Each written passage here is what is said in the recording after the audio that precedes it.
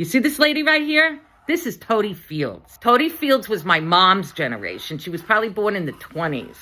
She was unapologetically fat during a time when, like, Twiggy was popular.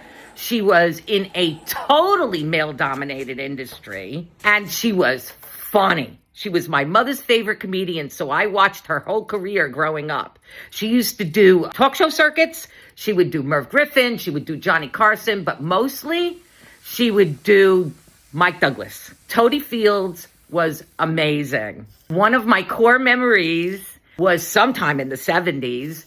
He had on Totie Fields first, and she was sitting there. And then he had Gene Simmons from Kiss. Gene came out in all of his regalia, his makeup, sitting there with his tongue sticking out of his mouth. And her reactions were hysterical. But at one point, she looks at him and she says, "Wouldn't it be funny if there was just a bar mitzvah boy underneath all of that?" And he looked at her like offended, and she turned around and she goes, "Honey, you can't hide the hook." She was amazing. Totie Fields was part of the Borscht Belt. She used to do all the Catskill circuits. I'm sure there were stories there that were amazing. This woman deserves a Netflix miniseries.